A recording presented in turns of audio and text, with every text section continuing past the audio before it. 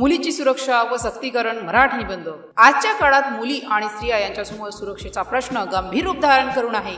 मुलीची सुरक्षा ही केवळ कायद्याचा विषय न राहता तो एक सामाजिक, आर्थिक आणि सांस्कृतिक आव्हान बनला आहे। सुरक्षित वातावरणातच मुलीचे सक्तीकरण शक्य आहे आणि सशक्त मुलीचं भविष्य सबल समाजाची निर्मिती करू शकतात। मुलींना जन्मापासूनच अनेक संकटांना सामोरे जावे लागते। काही प्रसंगी तर जन्माला येऊच नये अशी स्थिती निर्माण केली जाते। बालविवाह, लैंगिक शोषण, अशिक्षित होणे, हुंडा, दहेज, अत्याचार इत्यादी अनेक समस्या मुलीच्या जीवनाला छेद देतात। गर्भातच मुलीची हत्या हा सर्वात वाढता रोग ठरला आहे। शाळेच्या मार्गातील, नोकरीच्या स्थानातील त्रास, सार्वजनिक ठिकाणी होणारे छेडछाड, सायबर क्राईम ही नव्हे धोके मुलीच्या भविष्याला धोका निर्माण करत आहे। म्हणूनच प्रथम सुरक्षा ही गरज वाढली आहे। सशक्तीकरण म्हणजे काय? मुलीचे सशक्तीकरण म्हणजे केवळ शिक्षण देणे इतकेच सीमित नाही। सशक्तीकरण म्हणजे त्यांना आत्मविश्वासी बनवणे, स्वतःचे निर्णय घेण्याची क्षमता निर्माण करणे, आर्थिकदृष्ट्या स्वावलंबी करणे आणि समाजातील असमानतेविरुद्ध बोलण्याची सामर्थ्य देणे होय। सशक्त मुली स्वतःचे हक्क ओळखतात आणि ते मिळवण्यासाठी लढतात। दोन्ही बाजू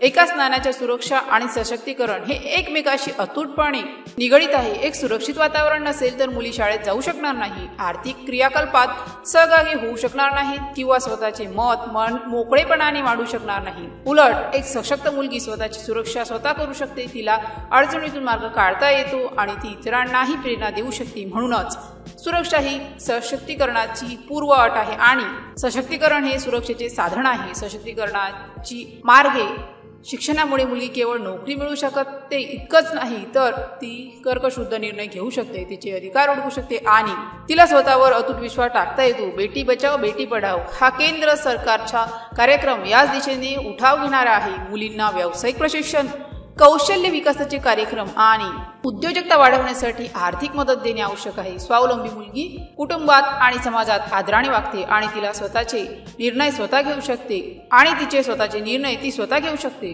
मुलींना त्यांच्या कायदेशीर हक्काबद्दल माहिती असणे गरजेचे आहे। छेडछाड, लैंगिक शोषण, दहेज, बालविवाह यासारख्या गुन्ह्यांविरुद्ध कठोर कायदे आहेत, पण त्याची अंमलबजावणी मजबूत करणे आवश्यक आहे।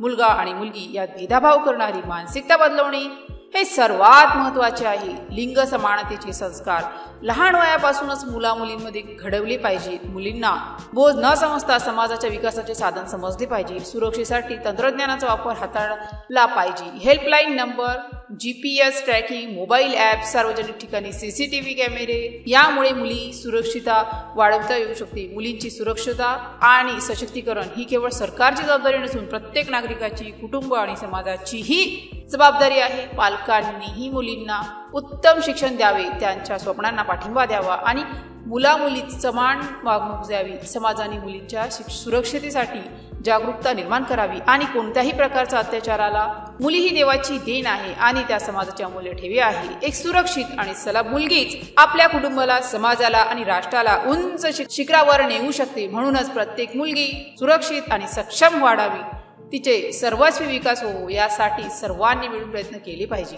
जेव्हा देशातील प्रत्येक मुलगी निर्भयपणे आपले स्वप्ने पूर्ण करेल तेव्हाच खरेखुरे बेटी बचाओ बेटी पढाओ साकार होईल आणि राष्ट्र प्रगतीच्या मार्गावर दौडेल।